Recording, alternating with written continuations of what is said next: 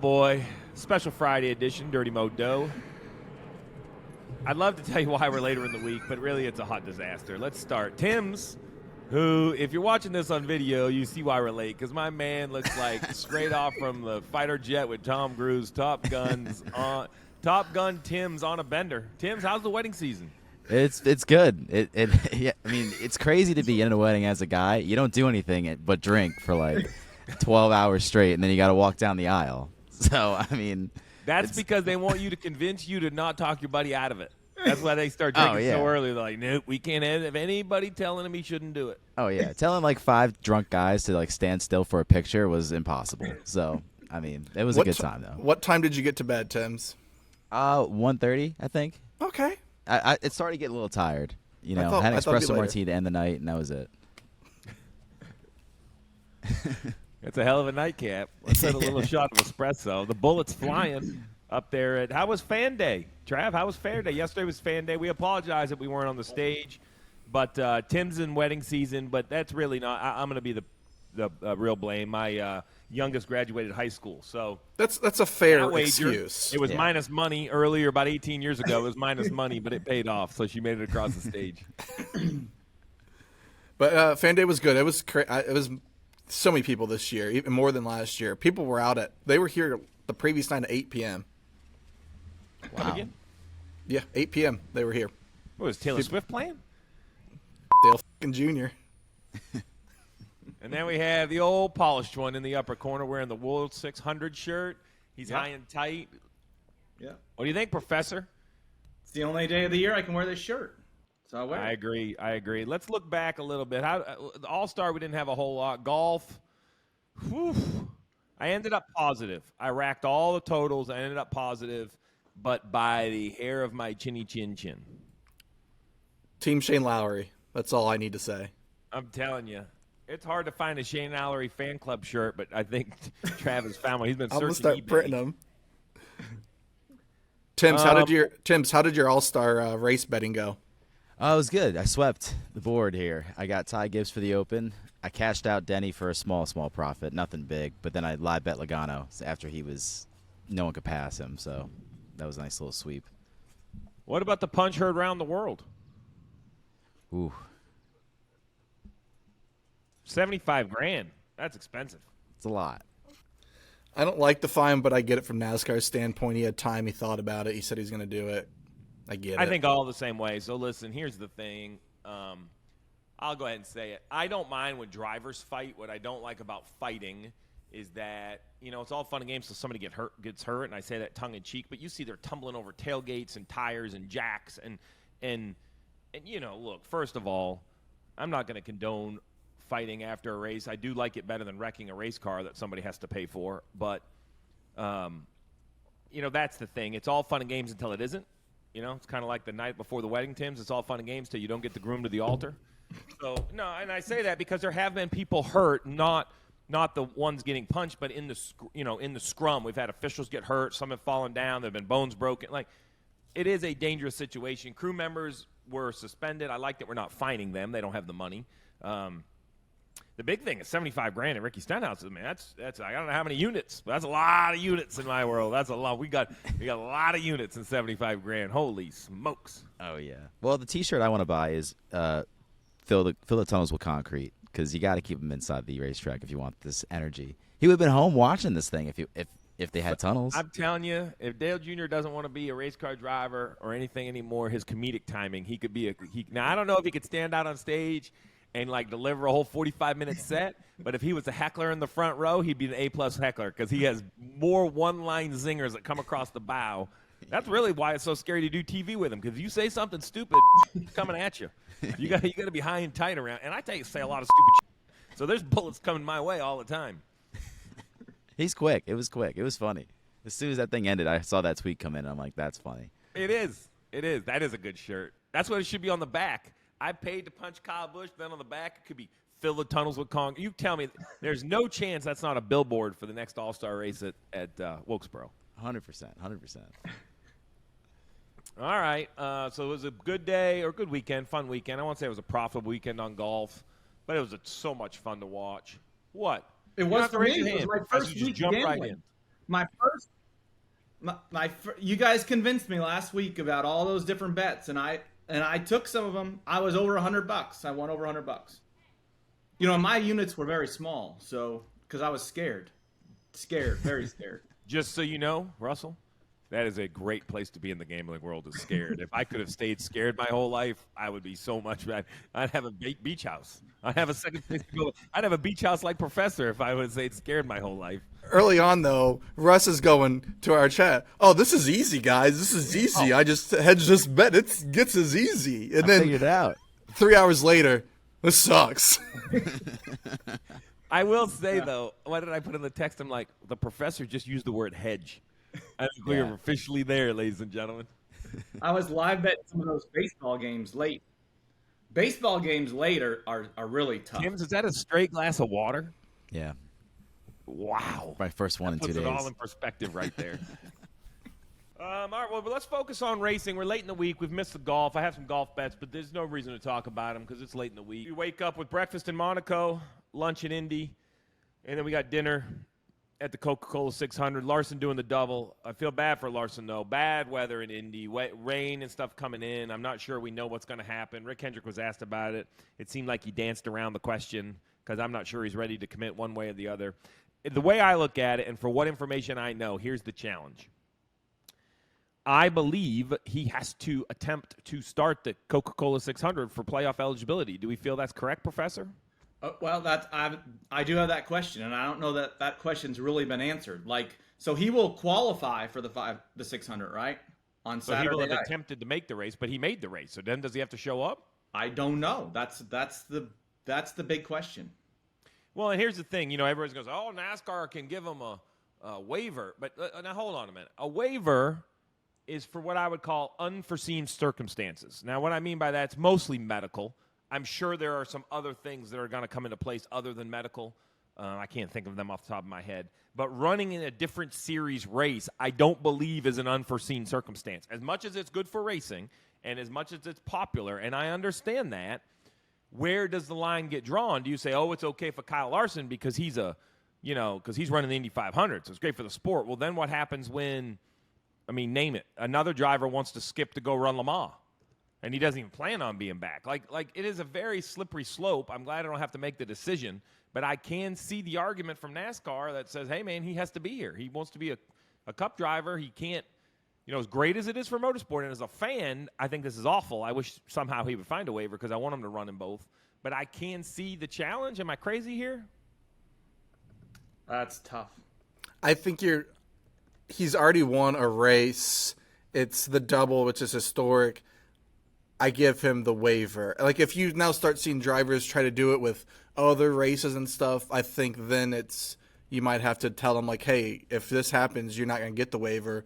But because of the situation, it being the double with Indy 500, I think you should give it to him.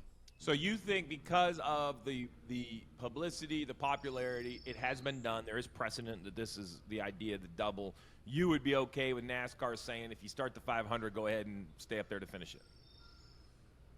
Yeah. Because that's basically what happens, right? You take the green flag, you get rain shower, you get red flagged, and you sit there and watch it rain in Indy while the 600 rolls off. That's really what's going to happen if he decided to stay. Yeah, I'd be fine with it. So now they could cancel or postpone the 500, and he'd be able to get back here in time, though, right?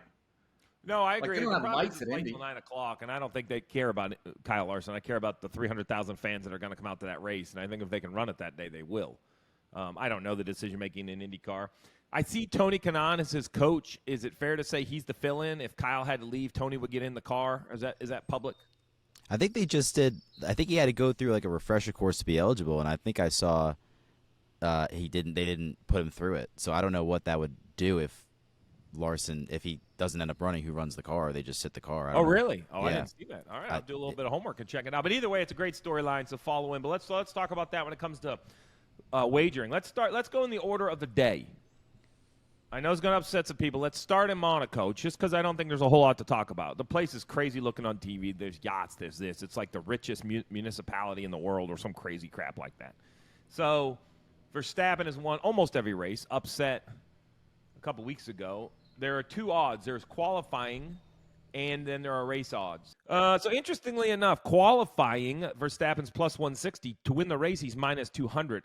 I haven't gone back and looked at the history, but I would have thought those would have been, almost the same, because I would have thought the pole sitter had a chance. Now, I will say, with a safety car, it can get spun up sometimes here, and the odds of a safety car is very, very short, minus 450 for a safety car.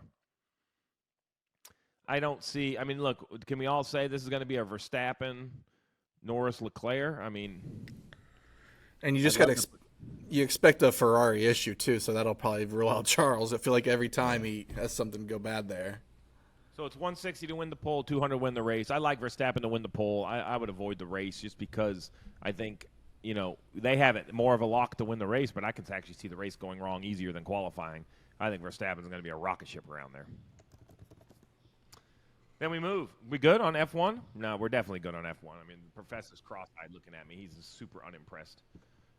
Indy 500, Scotty Mack, Penske front row. Scotty Mack, Newgarden, Will Power, Kyle Larson, fourth favorite. Man, what a standing applause for the guy. Now, listen, I'm avoiding this just because of the potential weather. So this is not a knock on Kyle Larson. Two things. As great as he is, can he win the 500? Absolutely. Does he have the speed and the skill? Absolutely. Man, it's complicated. There's a lot goes into that race, plus the weather.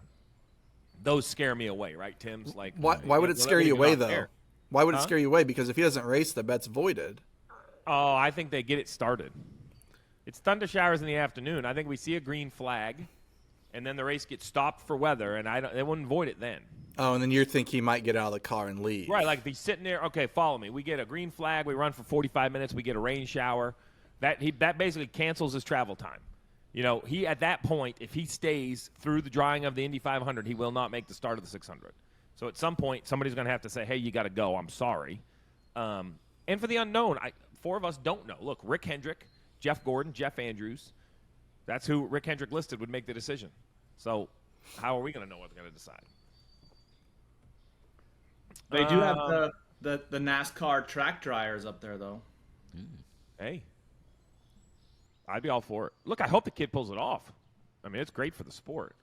What do we want to talk about? Winning? We want to talk about top fives, top tens, matchups. You got anything you like here, Professor? Well, one thing I did notice is that Newgarden was 10-1 last week when I told you to get him. So I hope you got him, Timms. Look at Tim's right now. You think he has done anything since we last talked? No, I have not gotten. I bet the wrong guy to get points in NBA last night. That's what I did. Yeah, but here's the deal. Russ told you last week you weren't on this bender. No, you confirm that? Can you confirm the bender hadn't already started? I saw him last Thursday. Bender had not started. No, I mean, listen.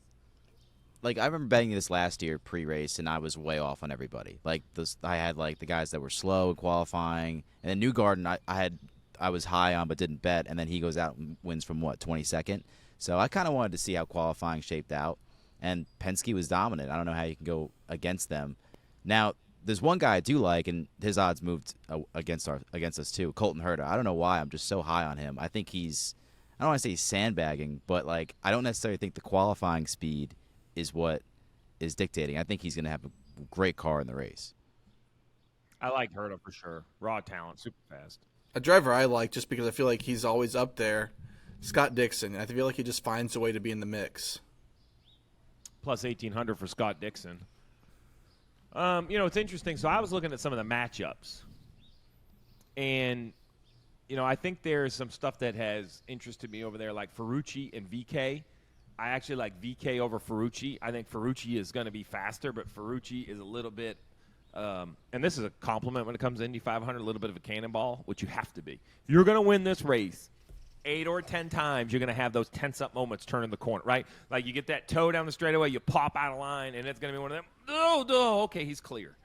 And I think Ferrucci is willing to do that, willing to do it all day long, and it could put him in victory lane. But I like him being consistent. The one that I like, and I'm trying to confirm that I have the numbers correct, this is Will Power plus money. I'm trying to find over Pato. Pato? Yeah, he's plus 100. against I Pato do like O'Ward. that just for the efficiency of Team Penske on and off pit road, right? I just think Will Power just. I mean, I feel like you're getting a Penske driver at plus money in a matchup. It's worth it. Well, let's head to Charlotte, shall we? Because there's a lot to talk about. Let's start on Saturday. Let's continue along with the order here. Well, hold on a second. I kind of want to. Can we move to their specials with Kyle Larson?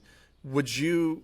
Where are so they? you're Page 1 on the far right, but would you say because of your uncertainty that while these are awesome, you'd be hesitant? Yeah, I mean the weather is real. You're betting, so let's just take the one I think is interesting, which is top 3 at Indy, top 3 at the 600. Which, first of all, no one's ever done it. But if he does it, you're also going against the weather. So there's a lot of things I'm concerned about there. Timms, you have one highlighted that I think is still in play, though. Yeah, the McLaughlin or Newgarden to win the 500, and then Hamlin or Larson to win the 600, plus 900. Listen, like, if I'm playing one of these specials, it's really for fun. Like, it's a small unit play. Like, have fun. I do think Penske wins the 500, so I like that's the part of the bet I really liked. And then, it'd be a fun story if Larson came back and won the 600. He definitely could do it. I think Denny's definitely a contender this weekend, so I liked that part of it too. But at plus 900, it's really just something to root for, especially if you get the first half. Now you're like, oh, man, a cash-out option could come into play. So I wish we had some, like, shorter odd even money or something for, like, a top 10. Like, I like the concept of tying the two races together, but it's like, man, you really got to get lucky on the first leg. Not lucky, but it's a long bet on the first leg. I just wish it was like, hey, a McLaughlin top 10, Larson top 10 for even money or something like that. And it's, that's 1,100 miles of racing. Stuff can go wrong quickly. I'd place a lot of those bets if they had those. These are more like, let's take a shot, throw a dart at it and see if it hits. This is the type of stuff Professor was doing the other day. Loaded to bear Xfinity race. We have Kyle Busch, Ty Gibbs, Chase Elliott, Stacked field. Noah Gragson. Noah, stacked field. Mm-hmm. What's Chase in? The Hendrick entry? Yep, he's in the 17. What's Kyle Busch in? He's in a RCR car. Third car. Yeah. And Gregson's in a car that has support from SHR. It's not an SHR. I think it's an SHR car, but not entered as one. Man. Now, it makes the race entertaining, but it doesn't make the gambling any easier. No, this is a hard one. I think it's Ty Gibbs all the way. Why? Anytime he's in that Xfinity car, I feel like he's top 3. And they put him in that car for some reason. Not sure. I think it was Almirola originally, but yeah. I mean, it's plus 350 sucks, but I mean, Kyle Busch in a third RCR car, I don't like that at all. I mean, Chase plus 700 is probably his biggest contender. No, and I don't know. So I still think it's Gibbs. Timms, if you don't trust Kyle Busch in that car, then would you take Gibbs versus Busch plus money? Yeah. Yeah, 100%. I would 100%. That's the best bet on the board, I think. I have to agree. I think Kyle Busch's resume, none of us can disagree with how impressive it is, but it's a, what have you done for me lately type thing. And Ty Gibbs' numbers lately, pretty impressive. Another interesting thing to me, because we normally don't get them, but, Chase Elliott top 5 at basically even money. Man, I think this is almost going the other way. This is what have you done for me lately? He's had a little bit of a struggle on Sundays in the next gen, but this is kind of going back to the style of car he was so good in. Man, I don't know. That 17 car, I don't know why it wouldn't be great. Even money for a top 5 is very enticing. Thank you very much. Like, because he doesn't need to, like, he wants to win, but I don't think he's going to do anything crazy to win the race. If he's sitting third, Not at all. he's just going to take the third because he doesn't want to wreck and potentially hurt himself for Sunday. Well, and that's just not how he is, man. He was a Hickory running a late model. Like, he's an old school soul racer, right? Like, he is not going to cannonball in and win a Saturday race, wreck a bunch of guys. He's going to run if the race – he's not going to move over. but he's going to race super hard, super clean, and that's why I do like a top 5. Now, top 5 is going to be a little bit tougher with Kyle Busch and Ty Gibbs, right? The field is definitely a +2 or 3 harder than normally, but I still like it for a top 5. All right? How about it, Professor? Did I leave anything on the table? No, I just think some of these matchups, you can get plus money like Custer over Allgaier, like a lot. Like that to me is almost a coin flip most weeks. You can also get Chandler Smith plus money over Chase Elliott. Like, I don't know, it's Gibbs versus a Hendrick car that doesn't run all the time. I see what you're saying. I like these. Oh, boy. I don't know if he's sobering up or just joining us, but he is excited. I think Tim's just went from not betting anything Saturday to he's about to fire off about 5 Saturday bets right now. I already got the card. Don't even need to watch practice can you qualifying. and you can legally bet where you're at too, right? So we're In not New York, having to wait. Okay, Yes, you can. Yeah. that's good. We can't be in states where you can't bet. No. What a plush background, man. I know. You're nice, really up there. nice trees. Beautiful out. I can't believe you don't have a mimosa right now. I need some fresh air. I need like a break. You got airplanes out there. Yeah, man. I don't know what's going Don't let on. There's anybody so many damn- distractions. Don't let anybody push you into a little bit of water goes a long way at the right time. Yeah, that's called ice in your your cocktail. Listen, No. it's Friday night. We'll get back at it, but it's a marathon. Now we moved it to the big show, the 600, 4 stages. So that's a little bit different than normal. Longest race of the year. We pay out points, right, for each stage still. Yep. Points for it. I mean, there's actually more points available here than any other race of the year. Let's have the predictor. I couldn't find it, so just go ahead and tell me what it looks like. One real surprise at Tier 1, but it's Kyle Larson, Denny Hamlin, Tyler Reddick, William Byron. So Reddick's a little outside of what we normally think, but he's never finished outside the top 10 in the 600. Say that again. Tyler Reddick is 4 for 4 finishing in the top 10 in the 600. Okay then. So How you got to about be that? careful because then it's like, the wheels put on red every time. Does that mean it's going black or is it staying red? I mean, that's the – no, I mean, Reddick he's going to be fast, right? He's been good. Then we have Truex, Chase Elliott, Ryan Blaney, Brad Keselowski.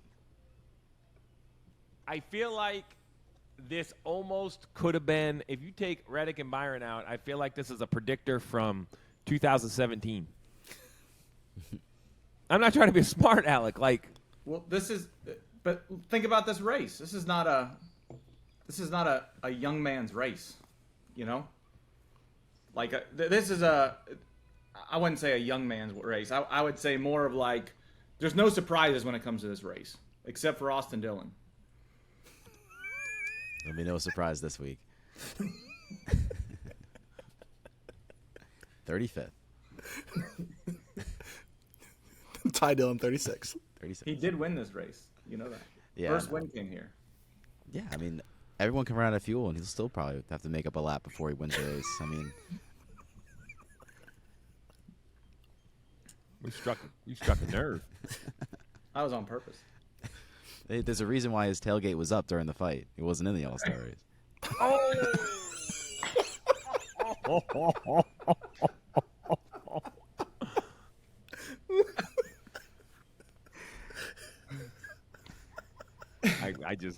It's so good. I got nothing.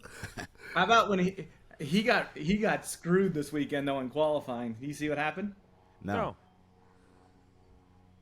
So he was on the pole during qualifying, like basically one car left to go, and it starts to rain.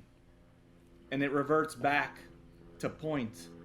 And he goes from first to like 12th or 14th, something like that. Well, and it's not like the Pole Center didn't win the All-Star. I know. Yeah. That sucks. I actually feel bad for him on that one. But That was terrible. Well, let's talk odds then. You have Larson, Hamlin, Reddick, Byron, and that is Larson, Hamlin, Reddick, Byron is basically all at the top with Blaney snuck in there. Yeah. Tim's, any interest? I Any do value? like Reddick. I mean, plus 800, the value kind of sucks, but I mean, on top of what Russ said, I think he's finished top 10 in like 6 of the last 10 mile-and-a-half races or something like that. He's just there. I like that pick a lot. Steve, question for you. With this race being so long, is this another one with the favorites? Wait and see how these cars are performing and how they're handling the track and the weather and everything before you dive in there and bet a Larson or Hamlin? For the favorites, I think you can sit and wait, see who's out there running well. It's funny, though, because I see what Russ is saying about the length of the race, and it's not a young man's race, and I get all that. But if you go back at the history of this race, we have seen some storybook kind of endings, and I can't tell you why. I mean, a couple of years ago, it had the most yellows. I mean, the thing took like 6 hours. It was Busher flipping down the front stretch. I mean, it took forever. So, those are hard to predict. My magic 8-ball doesn't say that's going to happen or not going to happen. I don't know. But if you just look back at the history of this race, Jeff Gordon's win, Matt Kenseth's win, Austin Dillon was a winner here. Was it his first? I can't remember if it was his first ever, but he won here. Yes, it was. He said that if you were first. listening earlier, but thanks. Yeah, thanks. Well, I knew he won there, but I didn't know if it was his first. Yeah, Russ said that too. Yeah, but I only listen to half of what Russ says. That's why it makes more sense. That's 50% more than Tim's. So I about spit my beer out there. So I only say that because, look, I agree with Tim's. Reddick, I love what Professor's saying about Reddick running good. We know Larson's going to be good. It's hard to believe he's the favorite planning on running the Indy 500. I mean, you would think that would soften the numbers a little bit. He's going to be distracted. He's going to be going back and forth. I mean, obviously the guy's good. He drove right to the front of the All-Star race or near the front. So, but this is what he does all the time, though. Think about it. Like all those dirt races he runs. I'd say anybody else, you'd say this is a huge distraction. But for him, I think it's more normal. I agree, but there's a difference between racing on Thursday or Friday and racing, jumping on a helicopter, jumping on a plane, jumping on a helicopter, getting in a car, and like 1,100 miles is different than, racing dirt 2 days prior. He's a favorite. Like, it wouldn't surprise me if he was an 8-1 like Reddick or a 9-1 like Blaney. But what is Byron supposed to think? He's there all weekend, and his odds are double Kyle Larson. Yeah, but he's not missing anything. He's not missing anything. Like, you know what I mean? Like, he's like, look, do I think he's going to be good? Yes. I'm just trying to make a fun argument. I mean, yeah, I'm a little bit with Russ. I hate to admit it. I think he could care less. He's going to get him a peanut butter sandwich and a bottle of water, and off he goes. Like the kid, He's going to be at qualifying, but do you think he'd be focused there enough? Oh, it wouldn't shock me if he qualifies in the top 5. Because we'll get to it, but I think I have a line that I like. Well, let's go down this road of let's talk. All right, so favorites. Let's burn the favorites first. You like Reddick? I like that. We talk Larson. Hamlin's been on fire. We have a name that the model and Vegas are different on this week. Let's have it. Alex Bowman. And I'm actually giving him more credit than he should have. Russ has him 9th. Vegas has him 16th. It's top 10 plus money for a top 10. Explain, Russ.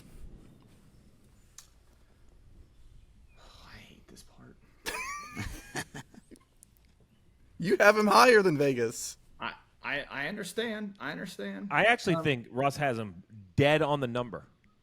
I hate to say that. Like, if you were going to say where is Alex Bowman going to finish, you would have got 11th to 8th out of my brain. The Dewey Decimal predictor. Yeah, well, he's been top 10 in 7 of the last 9 races this year. He's been top 10 in 4 of his 8 600 starts.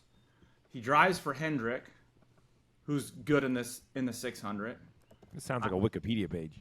Like, who else are you going to put above him? That's really the question. Like, he's been 12th, 10th, and 5th in the last 3 600s. I don't think you can go back much further than that. I think, listen, I'm telling you, that Group 3 matchups in that Group 3 are going to be so great. Bowman, Bell, Busch, Chastain, Wallace, Gibbs, Busher, Logano. That is an absolute hornet's nest. Those, what is that, 8 drivers? Those 8 drivers are going to be swarming each other all day. Literally, like every caution, every restart, they're going to keep changing positions. But that is going to be like a hornet's nest of the race right there. Now, that's going to be the hornet's nest race from like 7th to 15th. Do you also think it's more of like a popularity thing too with him? Like, because Chastain's numbers at the 600 are awful, and he's got better odds than him. Well, yeah. I mean, it's just because nobody's looking at the numbers. They just have to protect the guys that are popular. So let's go to the guy. Let's go to the long shot winners. I'm gonna start at the bottom. Ty, Yaley, Gralla, Hemrick, SVG, LaJoy, Burton, Jimmy. I love Jimmy, but I can't get him there. Nemechek, Haley, Smith, Cindric, Hocevar seems like a big priest. Dylan, Suarez. So just follow me for a minute. Like, there's a guy that, do I think he's going to drive up and take the lead and all that? But, like, could the 99 pull off a surprise win? Josh Berry, could he get his first ever win? I mean, he's 100-1. I'm trying to find. I mean, listen, I have the guy highlighted who I think is the long shot, but his odds are pretty short. I mean, I don't know. Something tells me that Ty Gibbs could join the list of drivers getting their first win there. It's a long list. He's in great equipment. We know he has a great team around him. I don't hate that. I don't think he's done well on mile and a halfs enough for me to like get there with him. I prefer his teammate Christopher Bell, to be honest, over him. Even though it's not a storyline, but he's in that 13-1 range where it's decent price. Yep. I mean, I think Bowman at 30-1 is a good bet with a potential live buyout. Yeah, you'll probably get, if he's up there, you'll probably get it pretty early too. I prefer Keselowski over Bell. Like, look how much speed he's shown lately. And this is a Brad kind of race, man. Just stick around, stick around, stick around. Yeah, I don't mind it. Ford in general is interesting if they're going to keep this kind of surge up. So I can't argue against Keselowski either. Well, if the racing gods have any say in the world, Buescher will pass Reddick with about 5 to go. And then Reddick will wreck him. No. I think Reddick's personality is, throw it into the corner. The move didn't surprise me, but I do think he has some empathy. I think way deep down there's a little buyer's remorse in there. Not that he's going to pull over for Buescher by any means. That's not what I'm saying. But if every driver is going to get 6 inches, I think Buescher's going to get a foot getting into the corner. He's going to give him he's going to be like, woo, I've kind of burnt, whoop, eep, I can't hit the guy again type of racing. Yeah. You know what sucks about betting Buescher and Keselowski? It's because 3 weeks ago you could probably get them at like 20-1 or 25-1. And now they've adjusted them so well that's like 12-1, 13-1. I mean, yeah, they could win. They're running really well, but like 3 weeks ago you could have had them at a way better price. Yeah, fact. And look what they did at Tier 3 Kyle Busch. They crushed him. Are there any top 10s you like, Timms? Well, I like Bowman. The streak will have to continue. You just got to ride it. I actually do like him here. There was one kind of off the cuff. It's Michael McDowell, 6-1. I mean, he's finished top 10 last 2 races. Steve, what do you think about McDowell's finishing position? I think top 10 is a little bit of a tall task, but I don't at 3-1 or 2-1 I wouldn't love it, but 6-1 I think is great value because I think he's going to run somewhere in the teens, right, Timms? Yeah. Which is striking distance to a top 10. Late caution, good fuel strategy, pit cycle. His team seems to be super efficient on the pit strategy as well. Yeah. They call it an efficient race. You know what I mean? Like they don't get caught up in the moment they just look at their car and how they can run better with it. For that reason, I think 6-1 is a little bit of a slap in the face to Mike McDowell. I think should be I think he should be up there with like the Gilliland. Well, how about that? His teammates at 275. McDowell's numbers are better than Gilliland's, so I don't see how you can justify 6-1 for McDowell and 275 for Gilliland. I think McDowell belongs in that 275 group. No way. Especially a race where, like Russ said, it's pretty like the guys that are going to run up front are going to run up front. You need to find some value with someone who could sneak up there. He's top of the list all the time because he gets the most out of the that only car. thing I'll say, though, Timms, and you said he's run top 10 the last 2 races, so we haven't seen a fall-off, but with his announcement leaving, it'll be interesting to see over the next few weeks or months if he starts to track down, not on purpose and not his effort, but are they starting to exclude him from production? Are they starting to exclude him from meetings? I don't know. I don't know what kind of Ford support they have, but at some point Ford's going to be like, hey, we got this new gadget, gizmo, widget, approach. We don't want to talk to him about it because we don't want to take him have him take it with him. 100%. I agree, but can Front Row afford to do something like that and let one of their drivers drop? That's a great question. It's not like it's JGR HMS who they can. Right. I also think it's early. It's still pretty early. You get maybe deeper into the summer, I start being hesitant about that. Yeah, like when Ford starts bringing out their playoff setups. Yeah. But that's way in the sun. Okay, I got that. I'm with you. So I do agree with the Stenhouse at 6-1.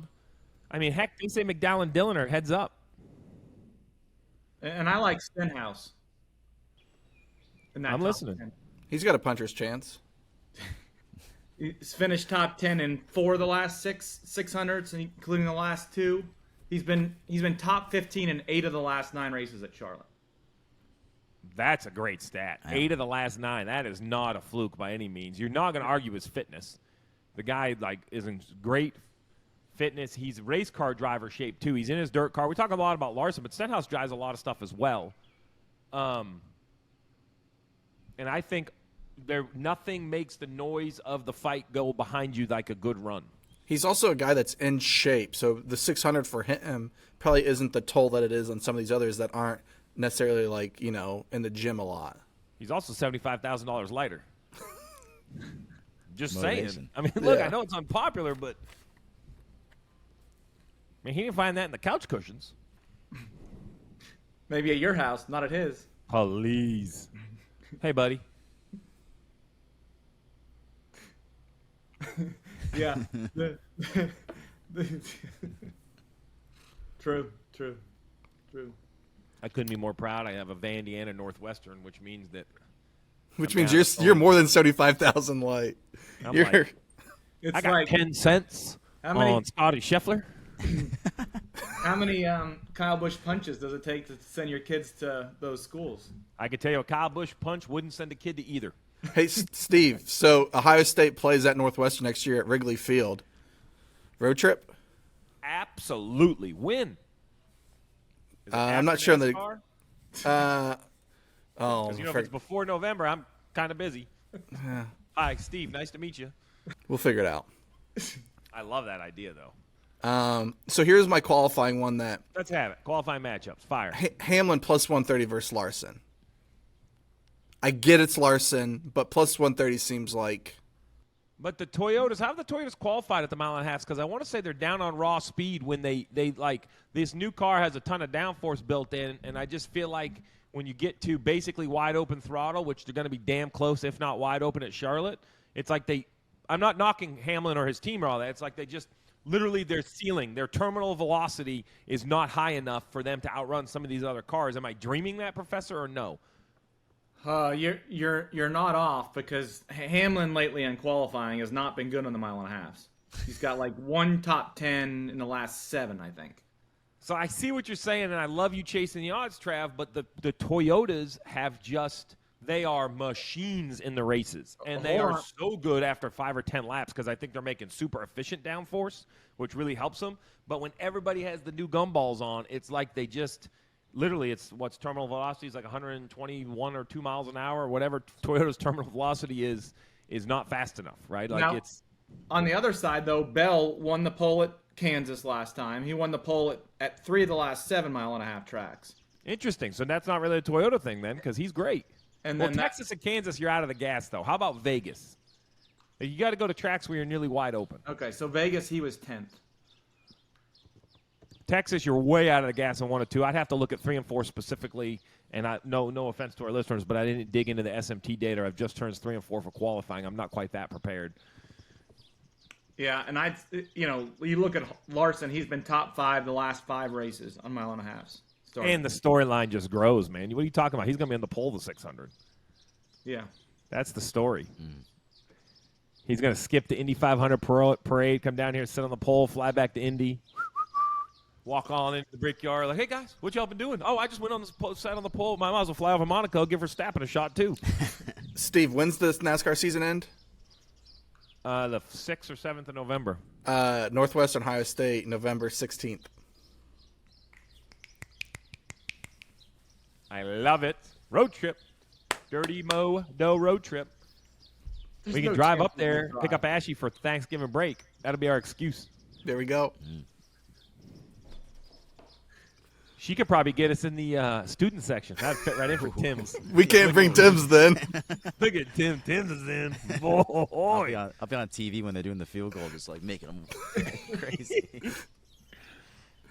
So to your point, okay, so Larson is a heavy favorite on Hamlin. I see what you're thinking there. Busch and Bell. Bell is a monster favorite over Kyle Busch. Monster favorite.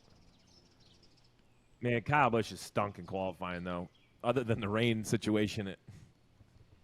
I'm just looking at. Let's talk about race matchups. Busch and Logano. So let's continue. We're talking Larson Hamlin qualifying matchup. Let's go to the race matchup. Tim's, I think, has an eye on. No, I like Hamlin at plus money. Tim's over Larson, and that's just not a knock. They should be heads up. But once again, that's a heads up pair. Yeah, I mean, I'm on board with everything we said about Larson. If he's going to be ready to come to the 600, it's nothing like that. It's just Hamlin's even money against him. I think Denny would take offense that he's an underdog to a guy who wasn't there all weekend. So let's talk this. If he misses the start because of whatever, FAA, who knows, travel stuff, right? Like it's stuck in weather in the plane. I make up what the reason. Surely the bet gets voided, right? If he doesn't start, it's a voided bet.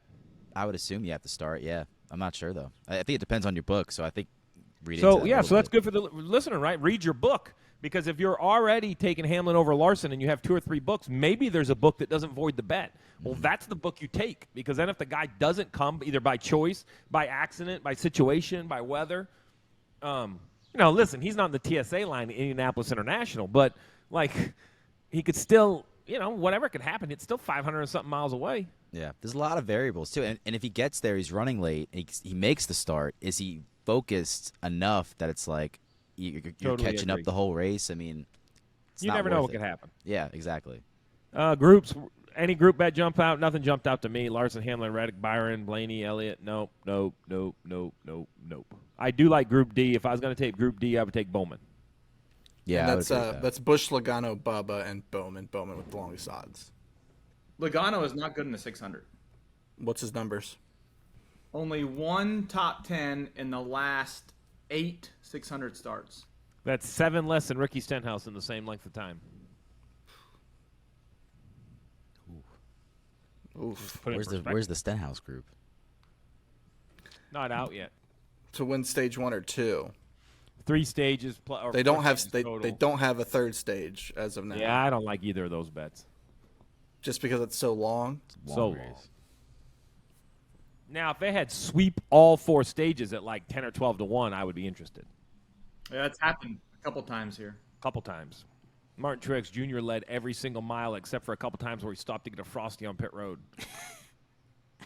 And 392 laps to be exact of 400. Kyle Busch has done it, and Larson's done it. And Truex. Was that pre-stages? I think the Truex one was pre-stages. I mean, he's the So president if you of the fan can find club. a sweeper, I'd have to get over 10 to 1. But if you want to say like 11, 10, 12, 13, somewhere in there, that would be a fun bet. What about front row versus Spire? Great bet. Minus 120 front row. Odds are right. This doesn't strike me as a place for LaJoy. Actually, hosts of our concerns me. Zane Smith has just been really, I don't know, not been a good year for Zane Smith in the 71. Well, you talk about McDowell potentially being locked out of some information. Is Zane Smith being shut out of some stuff already? No, because he's staying in the family. He's bow tie to bow tie. I'm more concerned about blue oval to bow tie. But I kind of like this front row minus 120. I don't hate that. No, basically I don't it's hate Gillen and McDowell versus Hocevar, in my opinion. So I'd take that advantage. Fair. The next one down is really interesting. Russ didn't like that. Like, Rush, you okay there? I left and came back, so whatever you said, I have no Yeah, idea. we're aware.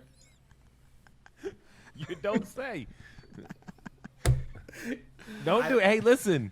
We're on a video Zoom. I've heard a lot of bad stories. We can see you. My internet just like totally crashed. We tested the internet before the podcast. It was great. You Graham, get on, Stevie. get off the videos.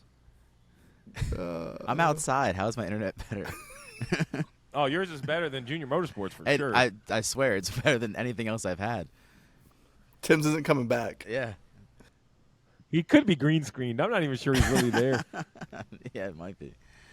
Any other bets? Listen, I'd love to have you some, but I don't really see anything. I like a Stenhouse top 10, a McDowell top 10. Now, listen, you want a fun bet? I'll tell you a fun bet. You just bet Briscoe to McDowell a little bit on everybody to run inside the top 10 because there's going to be some surprises there. Yeah. I'm with you. There's nothing really that jumped out to me this week. It's more just kind of a light week, place a couple favorites, maybe some matchups, but I do like risking it for some top 10s. One of those guys is going to sneak in at least. Yeah, I mean, if you hit what? 2 of them, you're cashing. Totally. And some of it, I mean, if you hit the McDowell, you're good on all of them. Yeah. Yeah. Yeah, I that. Listen to this top 10 last year. You know, you had Blaney, Byron, Truex, Bubba, Reddick, then Kyle Busch. But then you had Stenhouse, Buescher, Austin Dillon, Zane Smith. So, you know, you can have those surprises that second half of the top 10. If you put $10 on Gilliland, Briscoe, Barry, Jones, Suarez, Stenhouse, McDowell, Dillon, that's 8 units, 8 $10 units. You'd basically have to hit 3 of the front guys or 1 back guy. It'd be interesting to see. You'd probably break even, but it'd be a lot of entertainment to break even. And that's the goal in today is don't lose money. Oh, listen, let's be honest. My goal is to text you idiots, complain, pick on the picks you gave me, yell at Professor. Oh, yeah. I've got a bone to pick with Professor. You can't when one of our picks doesn't hit. That's if you want to tail it and ride with us, you ride. But if it doesn't hit, you can't come after us. He you only doesn't celebrate the wins. know gambling etiquette. He's totally. Stevie had him as his lock. Like, I lost $200. No, I don't use the word lock. Yes, you did. No, you said, what's the one bet you think would be the best? Yes. You forced me into it. I didn't just. So hold on. I got a bone to pick with the Professor as well. There is a It's difference. a little shaky. No. You be quiet. Timms, you're the judge here. I got it. Is there a difference between a cold text message, not in a conversation, guys, the line's wrong on Celtics, it's a lock, you need to take it, versus, does anybody have a bet they like tonight? What's your favorite? I like Celtics. I think the line's wrong. That's what I'm taking. Big difference. Big difference. Yeah. Just because you're new to the game, Professor, don't walk in here like you're a card-carrying member, frequent flyer miles. Just a little upset there. Little upset. He said, I have a free bet. What should I put it on? And I said, what? Scotty Scheffler, the round he did terrible in. And I was wrong, but that was jail changes a man. It's not our fault. No, and I think the adrenaline ran out of gas, man. Plus, he didn't have his caddy. I don't know what happened, but he was all over the place. Yeah, so we just work on your attitude in the text messages, Professor. Work on your attitude. I'm telling you. All right, ladies and gentlemen. It's the greatest day in motorsports. It went away for a couple years, so let's not take this as it's going to be around every year. F1 got off from Monaco for a few years. They screwed the whole thing up. So now we're back to its rightful place. We have Monaco in the morning, the Indianapolis 500 with NASCAR star Kyle Larson. Penske has swept the front row. A lot to watch up there. Pace yourself when drinking, folks. Pace yourself. Pace yourself when you're drinking on Sunday. That's a great point. Mix some waters in. I will tell you this: if you drink every time there's a lead change, you'll be stone sober after F1, and you won't make it to the end of Indianapolis. That's kind of the prediction I have for the day. This needs to be all right. Here you go. Pick a nice weak beverage, like a bullet, little silver bullet, and take a little sip. The drinking word in Formula One is safety car. Will there be a safety car? Will there be a safety car? They'll say it 100 times. The drinking word in the Indianapolis 500 is anything that refers to saving fuel or fuel mileage. And then Coca-Cola 600 It's anytime they show the punch highlight, you have to shotgun a beer. And we'll see if you make it to the end. I love Anytime this they game. mention Larson too, you got to drink. What's that? Anytime they mention the Larson- double. Yeah, the double. Yeah, You got to the drink. double. Oh, a double's just a gulp, though, not a shotgun. Yeah, You not a won't be shot. with us. Yeah. I love All it. right. Greatest day in motorsports, guys. F1, then the greatest spectacle in racing on NBC. You got our friends at Fox covering the 600. So it's a full day on every network. Tune in. Get all your bets in, and may all your bets pay off.